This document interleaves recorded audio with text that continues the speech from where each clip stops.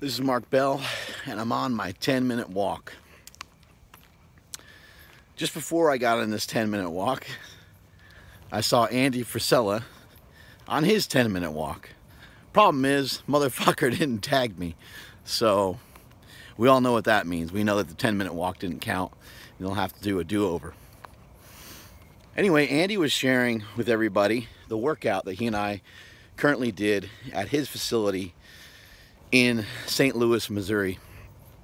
And it was awesome to go out to his facility and see the way he does things. If I sound like I'm out of breath, it's because I'm fat and I'm out of breath. These walks, even though it's a walk, I do get a little winded for it. I do try to push it, and I do try to do a brisk walk. So before I go into some of the stuff we did with Andy, let me just tell you a little bit about these 10-minute walks and how important they are. I've lost about 60 pounds now doing these 10-minute walks. The lowest body weight I've been is 240. The heaviest I've been has been 300 pounds. So that's 60 pounds.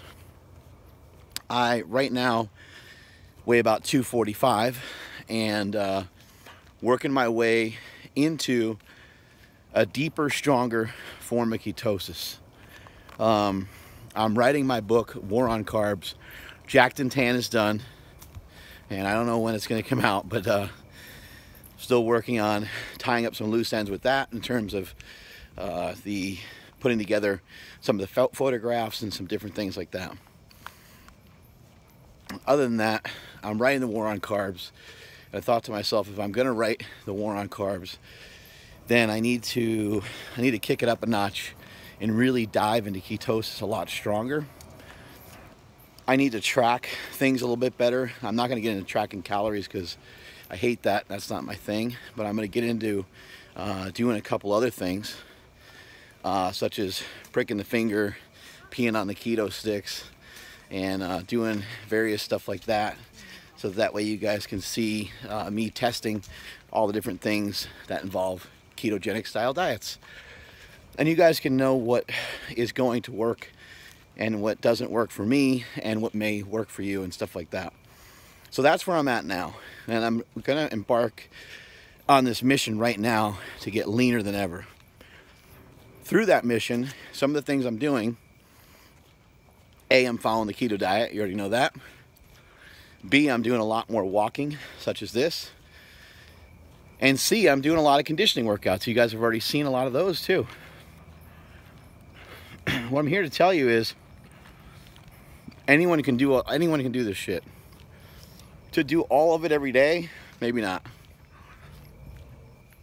Maybe for some of you, maybe you're not cut out to do that. Or maybe you don't have time for it. Now, having time for stuff versus making things a priority are way different things.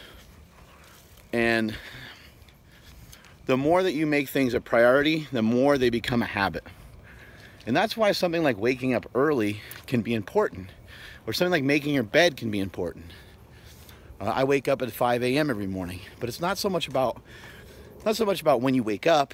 It's more about what you do while you're awake, as my boy Andy Frisella pointed out recently. However, I would say this: if you're waking up at 10 o'clock, you're a lazy motherfucker, because it means you're not getting to bed on time. Now, some people are a little bit creative through the night, especially after 11 p.m. And there's been some evidence of that. Some of the best songs, some of the best art, some of the best things have been written in those hours. But what I'm thinking about is continued health and longevity. So there's going to be moments where, yes, you're going to be excited and you're going to want to work through the night. Sorry about this lighting, by the way. How good is this? Walking in the dark with Mark Bell. Maybe I'll try to walk to where there's a bigger street. I'll try to get you guys some light, but it's getting dark out here. It's about 8:30 here in California, and this is what happens this time of day. Anyway, the point is, you got to work on getting yourself to bed on time. That's some of the things I've been doing. I start thinking about bed at like 8:30. A lot of times I don't get there until 10, because it just takes me a while to finish up emails, or maybe I do get a chance to watch a TV show, or maybe I do get a chance to do something that I enjoy, that's kind of just for me at the end of the day.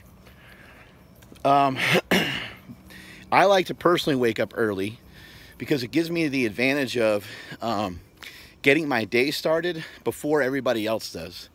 And that's not before everybody else in the world. I'm not stupid enough to think that. That's before my family gets up. And while my kids are sleeping, I could be working. And while they're awake, I could be with them. And so on. So, works out really great for my schedule. You don't have to wake up at 5 a.m. But waking up at 6 or 7 is something I would advise to you. Now, saying that, I got to tell you to get to bed earlier. So these are habits that, once you start to implement these habits, they can actually help you lose weight. They can help you lose body fat. Because when you start to develop these stronger habits, you're going to have less stress in your life. You're going to be able to deal with things routinely because you set up a routine for yourself. Anyway, some of the conditioning workouts I've been doing lately have taught me a lot of discipline. And they taught me that the way that I go into those workouts and the way that I feel midway through those workouts and the way I push through those workouts is in direct correlation to my character, 100%. It's 100% directly related to people's perception of me. Perception is reality. And if people perceive you as a quitter and people perceive you as a pussy, then you're a fucking pussy. If you're a pussy in the eyes of too many, right? That's just the way it goes. And so when I'm getting in the middle of these workouts, I'm not thinking about the pain. I'm thinking about the promise that's on the other side. Harley Davidson once said, I'm a huge believer in quotes. Sometimes quotes or a passage or something from a book can be something that changes somebody's life forever. And I really like this one from Harley Davidson where he said, you know, write your own damn story. Don't let anybody else write it for you. So when I'm going through these workouts and I'm going through tough times and I'm up against it and I'm up against the wall and there's nowhere else to fucking go, I don't feel like I can take one more breath. I don't feel like I can take one more fucking step. I literally feel like I don't have the ability to put one foot in front of the other. I literally feel like I don't have the capacity to take one more breath. When I feel that way, I think about somebody else writing my history for me. And I think about somebody else writing their perception of me being a fucking coward and ducking out of the workout and laying on the ground or doing whatever I have to do to get some fucking rest. And so instead of doing that shit, double down, triple down, grab your fucking nuts and be a goddamn man. Sack up, get yourself up off the fucking ground and start to kick some fucking ass. Put one foot in front of the other. You can do it. There's always room to do more. There's always room to be better. There's always room to improve your diet. There's always room to improve your sleep. There's always room to take the finer points of what you're currently doing and improving upon them and making them better. Too many people get too upset when I do some of these little preachy things here, but this stuff's important to me. It's important that you guys understand when I'm talking about being a meathead millionaire or these different things, I'm never trying to show off. When I was with Andy, I mean, sometimes I'm having fun, of course, because talking shit is part of my lifestyle, because I used to be a fucking professional wrestler. But in hanging with Andy Frisella, somebody who's very similar mindset to me, he's got some Lambos, and he's got some this, and he's got some that. And he's got some flair to him. He's got some flash. Andy was dying when we did our workout the other day.